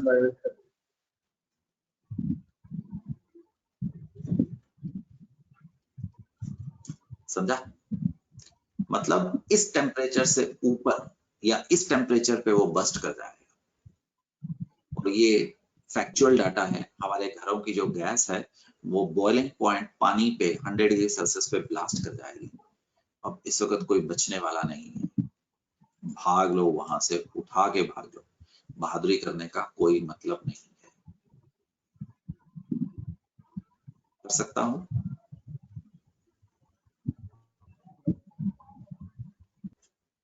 V1 by T1 is equal to V2 by T2, चलें आगे बच्चों, let's move ahead with a new topic that is known as Avogadro law. पहले भी करवा चुका हूं, so we have already discussed it at appropriate place. ये क्या कहता था? Volume is directly proportional to number of moles. Taktike, where we have discussed this thing? Chemical arithmetic. Equal volume of all gases under similar conditions of temperature and pressure are going to have equal number of molecules. देखो अगर 22.4 litre है, pressure 1 atmosphere pressure है, temperature इतना है, तो सब में quantity of substance कितनी होगी बच्चों? 1 मोल होगी। पर याद रखना 10 संतरों का वेट 10 तरबूज के बराबर नहीं हो सकता, 10 तरबूज का वेट 10 अंगूरों के बराबर नहीं हो सकता है। Quantity of substance is 1 mole, but उनके मासेस क्या होंगे? सेम होंगे। ऐसा हमें एवोगैड्रो सर ने बताया कि अगर इसका सेम वॉल्यूम है तो उसके अंदर सेम नंबर ऑफ क्या है? मॉलिक्यूल्स हैं। बेशक वो हाइड्रोजन है, नाइट्रोजन है या ऑक्सीजन है, इनके अंदर नंबर ऑफ मोल्स हमेशा क्या होंगे? सेम होंगे। तो ये लॉ क्या कहता था? स्पीड समझ आ रहा है बेटे? पहले करा चुका हूं तो थोड़ा यहाँ पे मैंने स्पीड ज्यादा रखी है। क्लियर बेटे? Yes, The volume is directly proportional to number of moles of the gas. तो इसको कैसे लगा सकता है? V1 by N1 is equal to V2 by N2. But याद रखना यहाँ पे टेम्परेचर और प्रेशर क्या था आपका? कांस्टेंट होना। constant. यहाँ पे एक बहुत बहुत बहुत इंपॉर्टेंट चीज में आ रहा है। I am writing this is very very important. गुड़िया, इसको तुमने अपने कॉपी के जो पेजेस खाली छुड़वाए हैं मैंने, वहां पे लिखना है, ठीक है? गैसियस स्टेट में स्टैंडर्ड या नॉर्मल टेम्परेचर एंड प्रेशर, एक पुरानी डेफिनेशन लेफ्ट हैंड साइड वाली है। Temperature 0 degree Celsius, pressure 1 atmosphere, इस पे Vm का मतलब मोलर वॉल्यूम 22.41 लीटर। मतलब कोई भी gas at this temperature and pressure कितना वॉल्यूम ऑक्यूपाई करेगा? 22.4 लीटर। तुम अभी भी ये यूज करते हो, बट एक नई डेफिनेशन आ चुकी है, बट अभी हम उसको यूज नहीं कर रहे हैं। वहां पे टेम्परेचर तो सेम है गुड़िया, बट देख प्रेशर 1 बार लेके आते हैं। 1 बार 1 एटमॉस्फेयर से थोड़ा सा कम है, ठीक है जी? 1 एटमॉस्फेयर 1.013 बार है। तो यहाँ पे अगर आपका प्रेशर कम हुआ है तो वॉल्यूम बेटे क्या कर गया है? बढ़ गया है। तो Increase हो गया। 22.71 लीटर है। मैं रिपीट कर रहा हूं बहन, कौन सी कंडीशन यूज होती है अभी भी? Older definition. तुमने मोलर वॉल्यूम 22.4 लीटर लेना है। और ये एसटीपी के साथ साथ एक और चीज भी है, SATP. SATP temperature 25 degree Celsius room temperature आ जाता है। प्रेशर 1 बार है, मोलर वॉल्यूम 24.72 है। टेम्परेचर बड़ा है तो मोलर वॉल्यूम क्या करेगा? बढ़ेगा पुत्र। बट याद रखना अभी भी आप कौन सी डेफिनेशन यूज करते हैं बेटे? The older definition. इसमें कोई कंफ्यूजन नहीं होना चाहिए। और सुनो आप सबके लिए एक चीज, we are not a particular category of लोग जो कि लड़ते रहेंगे। We are not into some politics और we are not going to prove ourselves के हम सही हैं, हम सही हैं। हम साइंटिस्ट हैं बेटे। अगर हम लड़ने में अपना समय लगा देंगे तो हम साइंस में नहीं बढ़ेंगे। ये चीज आपको बड़ी जल्दी समझने होगी। अगर किसी को कोई पब्लिसिटी स्टंट मारना है, उसको मारने दीजिए। जब आप कोर्ट में जाएंगे, कोर्ट मेरी और आपकी नहीं सुनेगा, कोर्ट किसी ऐसे इंसान की सुनेगा जिसकी कोई ऑथेंटिसिटी है। वहां पे एनसीईआरटी आती है। मिसप्रिंट किसी भी जगह पे हो सकते हैं, मेरे से भी हो सकते हैं। कल को आप साइंटिफिक फील्ड में जा रहे हैं, आप कोई बुक लिखते हैं तो उसमें भी गलती हो सकती है। तो उसको लेके कहीं पे धरना देने की जरूरत नहीं है कि ये देखो जी एनसीईआरटी से गलती हो गई या मे बी हमारे संविधान में टाइपिंग एरर हो गया। तुम लोग इंटेलिजेंट हो सकते हैं के साथ, चलो बट ये नहीं कि अपने गले में ढोल बांध के सबको पीट पीट के बताते रहो कि मैंने ये गलतियां ढूंढी हैं तो मैं आज से हीरो या हीरोइन हो गया, मुझे आप हाथी पे चढ़ा के घोड़े पे सैर कराइए। नो। तृप्ति समझा तू किस रिगार्ड में बोल रहा हूं? तो प्लीज जो एनसीईआरटी में जिस दिन आएगा उस दिन चलेगा। जैसे तृप्ति तू पढ़ेगा बेटे कि ना हाइड्रोजन की पोजीशन डिबेटेबल है, बट तब तक कोर्ट नहीं मानेगा जब तक एनसीईआरटी एक ऐसी बुक नहीं है जो सिर्फ हिंदुस्तान में है। अगर आप एपी एडवांस प्रोग्राम लेते हैं, आप आईबी लेते हैं, इंटरनेशनल बैकलॉरेट, तो वहां पे भी वही चीज चलती है। तो सुनो बेटे, ठीक है किसी ने काम किया उसको बोलने दो, but we are not politicians that we will be calling फला सिटी एज दिस और हम वहां पे धरना लेके बैठ जाएंगे। सो प्लीज, सो इन चीजों को तूल मत दीजिए, आप सिर्फ उन चीजों को देखो जो कोटेड है। फॉर एग्जाम्पल दिस इज आपकी एनसीईआरटी में कोटेड है और ये इंटरनेशनली एक्सेप्टेड है, तो बेटे प्लीज आप इसी को अभी लेके चलने वाले हैं। क्या मैं आगे जा सकता हूं बच्चों? ठाकुर जी चले आगे। तो ठाकुर इसको पढ़ते रहना बेटे, वो जो मैंने तेरे को बताया है ना वो यही चीज बताया है। चल भी आज मुझे पता है दोनों एमजी के माइक चल रहे हैं, तो एमजी चल बेटे जरा ये देखते हैं। Am I audible?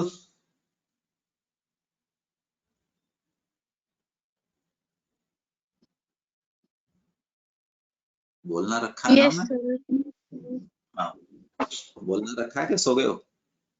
चल केएस तुम ही आ जाओ। It is desired to increase the volume of 800 ml by 20%. ए गुड़िया इसका क्या मतलब हुआ कि अगर तेरा V1 कितना था बेटे? 800 मिलीलीटर। तो मिलीलीटर गुड़िया, तो V2 कितना है? 20/100 into 800 यानी इंटू कि 800 960 आ गया। 960।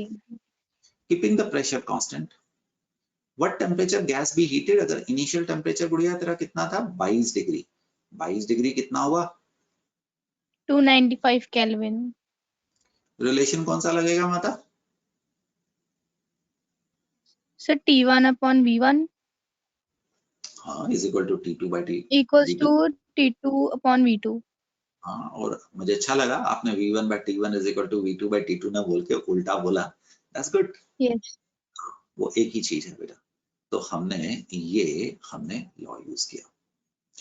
तो चल भी केस तुम ही रहो मेरे साथ। If 1 gram each of the following gases are taken at STP, 1 gram each है ना बेटे? तो गुड़िया यस सर। 1 ग्राम आपने लिया मोनोऑक्साइड का, 1 ग्राम लिया बेटे वाटर का, H2O का। 1 ग्राम लिया NO का। Which of the following will occupy greatest and smallest volume? क्या आपको पता है 1 mole is equal to 22.4 litre? Yes sir.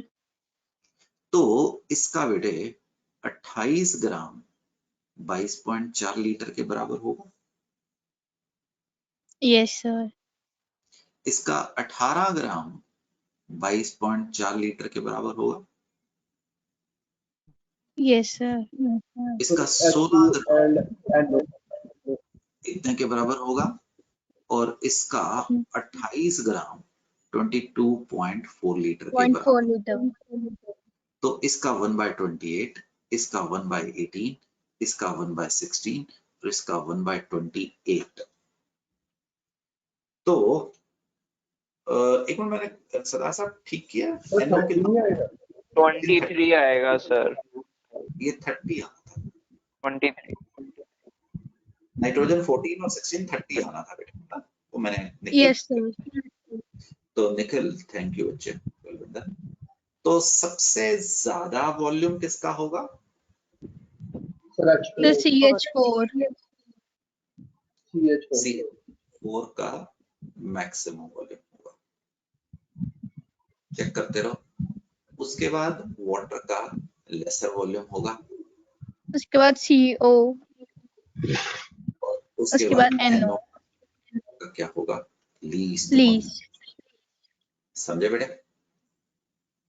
तो आप कह सकते हैं 1/m is inversely proportional to volume.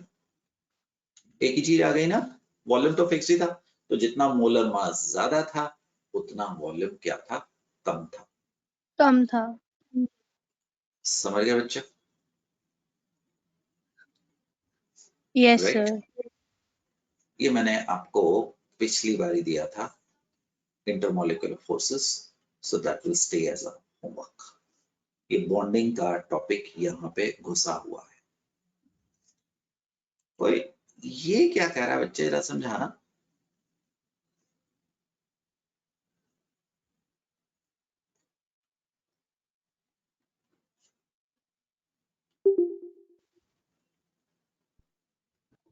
So 22.4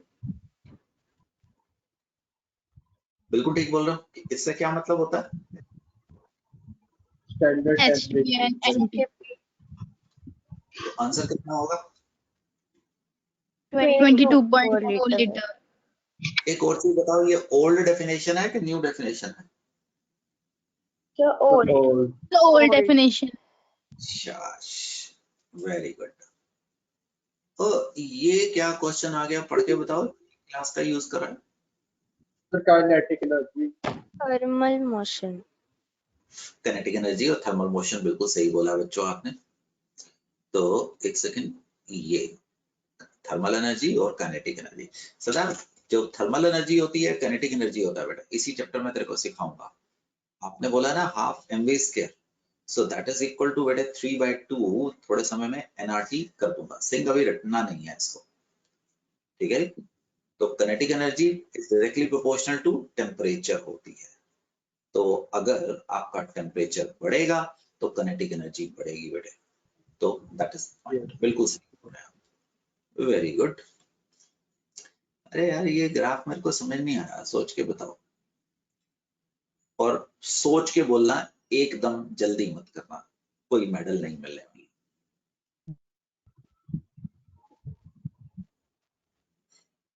sir ball slow है, जैसे जैसे पहले टेम्परेचर इंक्रीज होता है तो प्रेशर और वॉल्यूम दोनों इंक्रीज होते हैं। अगर प्रेशर इंक्रीज है तो वॉल्यूम क्या करेगा? Decrease. Volume decrease. Pressure is inversely proportional to volume. Second, EV is equal to constant. Volume increase होगा। तो एग्जैक्ट बताओ ना, 1.5 बड़ा, 7 टाइम्स बड़ा, 1.1 बड़ा, So volume डबल half. होगा। वॉल्यूम कितना होगा? हाफ। Half. तो मात्रा डबल होएगा। डबल। अरे 200 केल्विन से गुड़िया तूने 400 केल्विन कर दिया। तो यहाँ पे अगर V1 था गुड़िया, तो यहाँ पे V2 किसके बराबर होगा बेटे? 2v1। ठीक। जैन साहब मेरे को सेकंड क्वेश्चन समझ नहीं आया, समझाएगा? जब प्रेशर इंक्रीज होता है तो वॉल्यूम डिक्रीज होता है, और इन द केल्विन स्केल में P1 by V1 is equal to माने तुमने क्वेश्चन पढ़ा?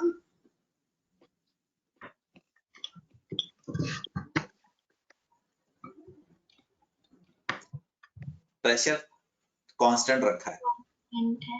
तो वॉल्यूम और टेम्परेचर में क्या रिलेशन है? So वॉल्यूम और टेम्परेचर प्रोपोर्शनल।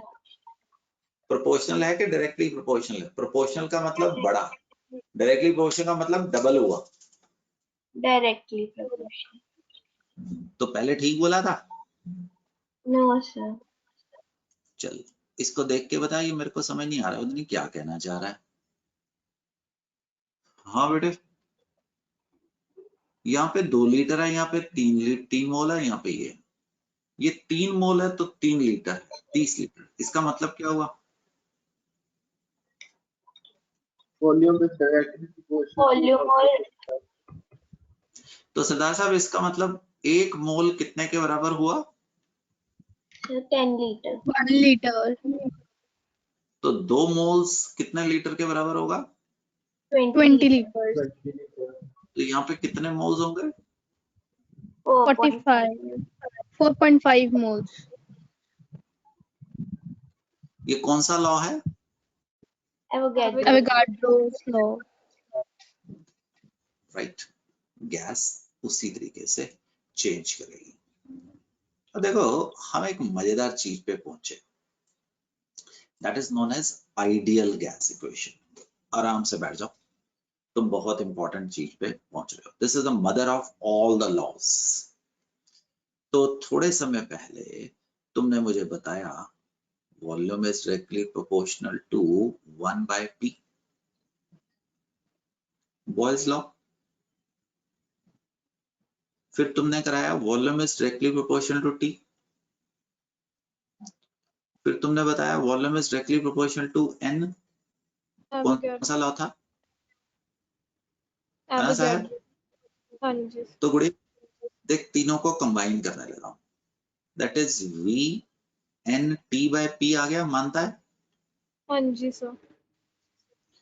तो गुड़िया PV is directly proportional to NT, पक्का? ये हाँ बेसिक जी। लॉ है ना बेटा, तो इस करके तुम्हारे से पूछ रहा हूं। तो PV is equal to R, आप इसको ऐसे भी लिख सकते हैं NRT, where R is proportionality constant। R बच्चों अब पूरी जिंदगी तुम्हारा पीछा नहीं छोड़ेगा, फिजिक्स में जाओगे, केमिस्ट्री में जाओगे, is known as universal constant. Rough में बस ये चीज, ये वाली रफ में एक बार स्क्रिबल करो इंपॉर्टेंस की वजह से, PV is equal to NRT। इसको हम आइडियल गैस इक्वेशन बोलते हैं। लिख लिया? रफ में बस स्क्रिबल करने को बोला।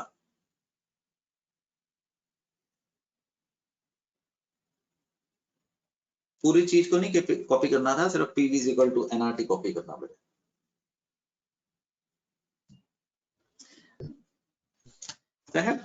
ऑल ऑफ यू, तुम लोगों को अपना फ्यूचर देख के मोटिवेट नहीं होते? Don't you feel enthusiastic?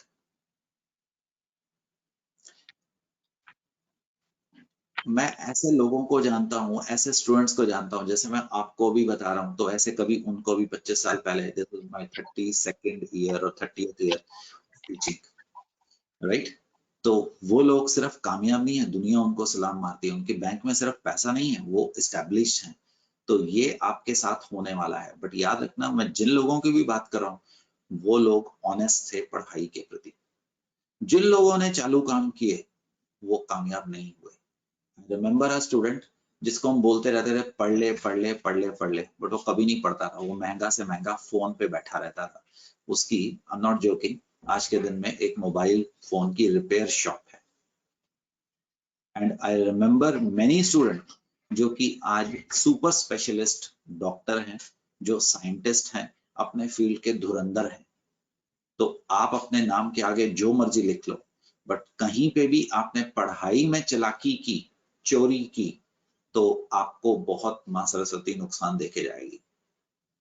आपको पता ही नहीं लगेगा कि आपने तो चोरी की है, आपका सबकॉन्शियस माइंड जानता है कि आपने कहाँ पे ध्यान नहीं किया था, वहां पे आपको नुकसान हो जाएगा। तो feel motivated, you people are passing through an extremely important phase, extremely important phase. ये सिर्फ पढ़ने वाली चीज नहीं थी, राइट? ये देखने वाली चीज है। जैसे पीछे हमने आपको ये बोला, PV is equal to NRT must be taken care, where P is the pressure, इस वक्त मैं एटमॉस्फेयर में ले रहा हूं, V is the volume in liter, N is the number of moles of the gas present, R is the gas constant, चिंता मत करो भी रटवाऊंगा इसकी values, T is the temperature always in Kelvin, simple algebra, P is equal to NRT by V, V is equal to NRT by P, N is equal to PV by RT, T is equal to PV by NR और R is equal to NT by P, कहीं पे भी आ सकते हो। This thing आपकी आंखों के आगे, this is extremely important, and the best part is याद करने की जरूरत ही नहीं है, अपना मन खुला रखो अपने आप। हाँ बेटे सर आर की आपने थोड़ी सी गलत नहीं लिखी वैल्यू। सिंह समझ नहीं आ रहा, ऊंचा बोल। जो आपने इक्वेशन लिखी। कुछ भी नहीं सुना मेरे तेरी आवाज का।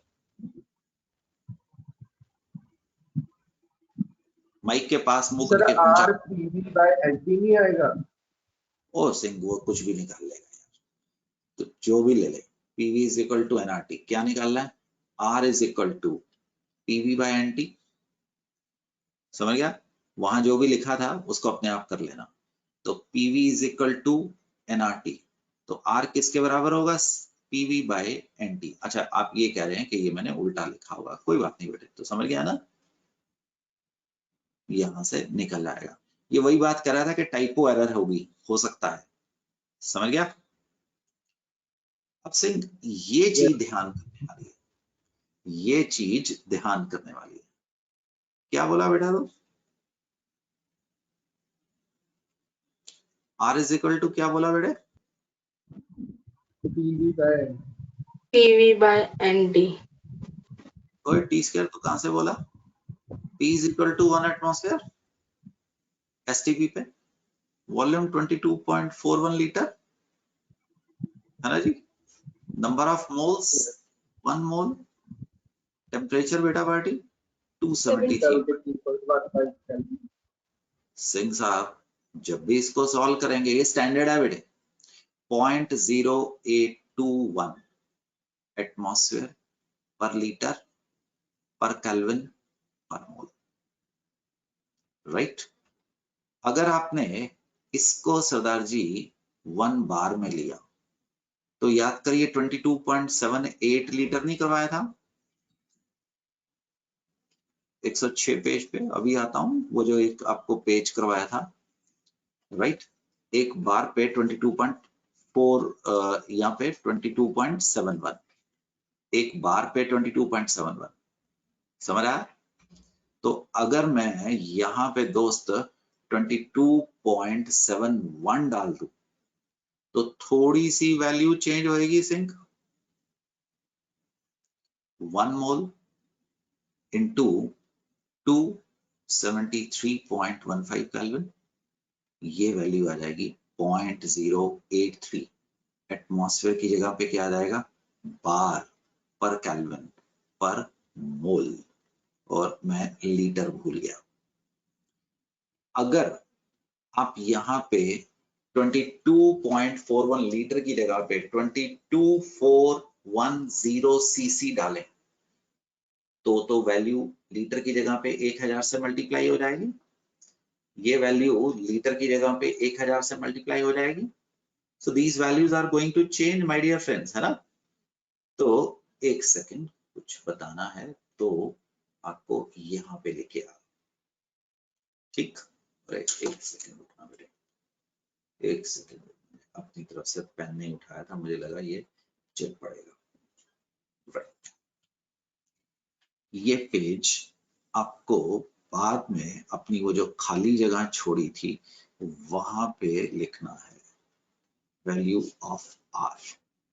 First, R is equal to 0.082 liter atmosphere per Kelvin per mole. Second, 82.1 cc atmosphere per Kelvin per mole, right? And third, 0.083 liter bar per Kelvin per mole, 83.1 cc bar per Kelvin per mole, to be taken care, each and every value. 1 liter atmosphere 101.3 joule के बराबर होता है, litre atmosphere. पांचवी value 8.314 joule per kelvin per mole. Sixth value 8.314 into 10 raised to power 7 erg per Kelvin per mole. The foolish will be memorizing it. Intelligent one will know कहाँ पे लिखी हैं. 5 या 7 बार देखने से तुम्हें अपने आप पता लगेगा. अगर इसका ध्यान नहीं किया, थर्मोडायनेमिक्स रुलेगा, इक्विलिब्रियम रुलेगा, +2 का सॉल्यूशंस, इलेक्ट्रोकेमिस्ट्री, काइनेटिक्स सब में गड़बड़ होगी. Because R is fundamental. जैसे तुम्हें अपना सरनेम पता है, तुम्हें अपना देश पता है, तुम्हें पता है कि फिजिक्स और केमिस्ट्री में बेसिक क्या डिफरेंस होता है, तो ये कुछ ऐसी चीज पे आ रहा है. 4.184 joule is equal to 1 calorie.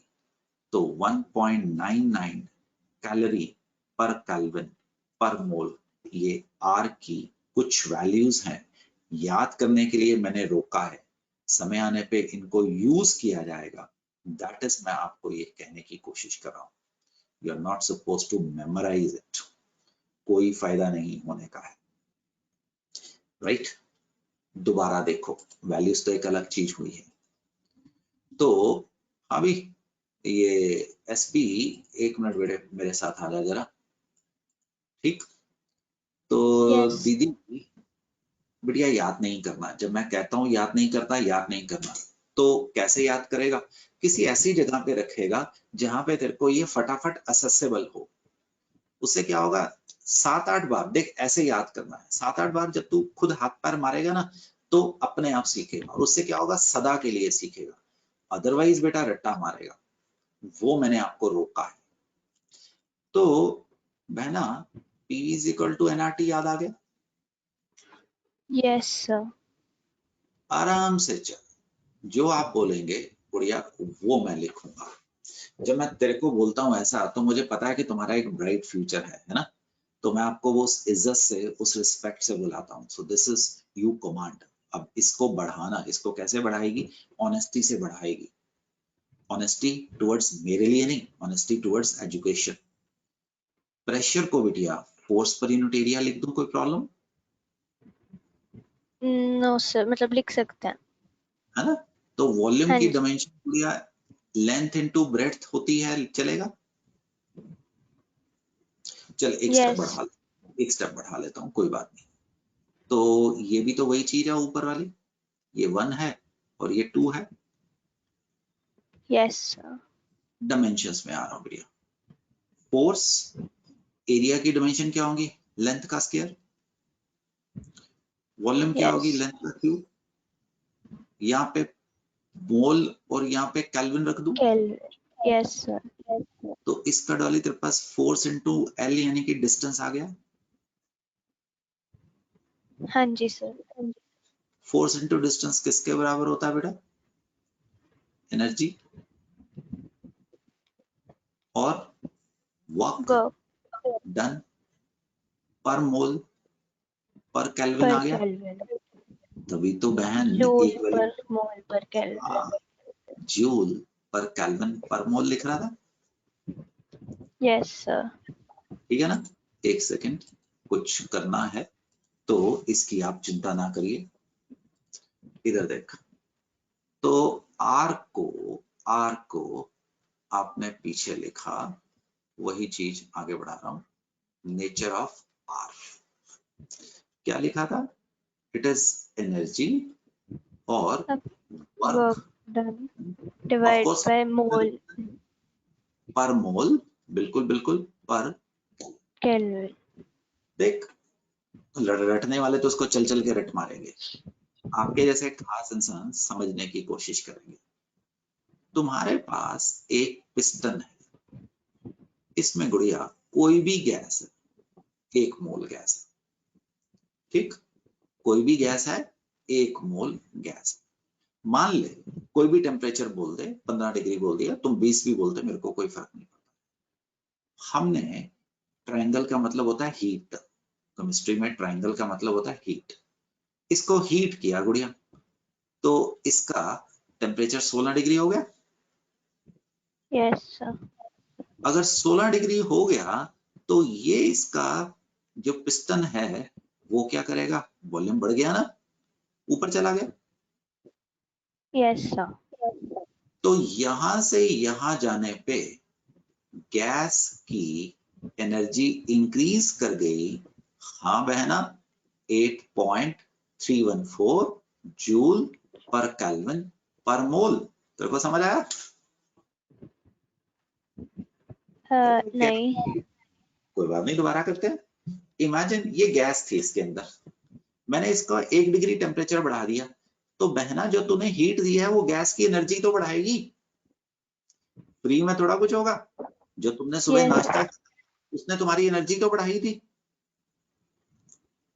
But हम आपके इंजन को, आपकी गैस को कोई परोठे और कोई चाउमीन थोड़ा खिलाते हैं, हम तो उसको टेम्परेचर देते हैं। जब हमने हीट दी तो उसकी एनर्जी क्या कर गई? बढ़ गई। और कितनी एनर्जी बढ़ी बेटिया? 8.314 जूल पर केल्विन। ये मतलब था ना, अगर आपने 1 मोल गैस को 1 डिग्री सेल्सियस 1 केल्विन टेम्परेचर बढ़ाया तो कितनी आपकी एनर्जी बढ़ गई गैस की? 8.314 जूल पर केल्विन पर मोल। या गैस को आपने कितना काम किया? अरे पिस्टन ऊपर जा रहा है तो काम ही तो करेगा। देख कॉन्सेप्ट चेंज होते चले जा रहे हैं। गैस को अगर 1 डिग्री सेल्सियस से 1 मोल को हीट करो तो गैस की कितनी एनर्जी बढ़ती है? 8.314 जूल पर केल्विन पर मोल।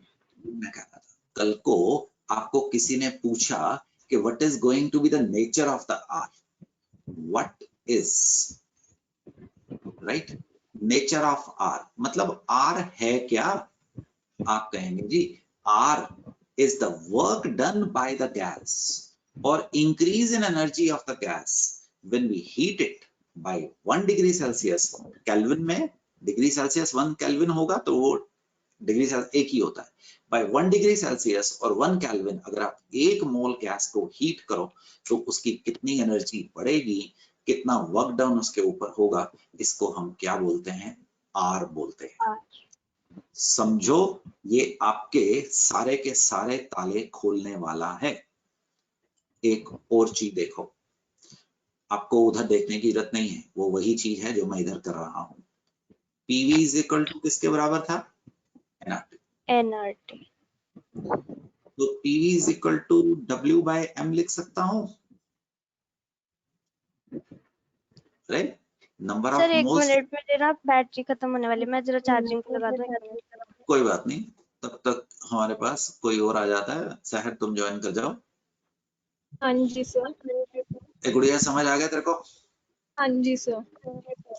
तो डोली, अगर मैं इसको थोड़ा सा हिलाऊं, RT बाय एम ले आऊं, तो तीसरी इक्वेशन समझ आई? हाँ जी सर। ठीक है ना, इसको इधर धक्का मारा और कुछ नहीं किया। तो बहन इसको क्या बोलता है? डेंसिटी। बिल्कुल सही बोला, तो कॉन्स्टेंट ही बोलना, गलती भी होगी तो क्या हो गया? DRT by M.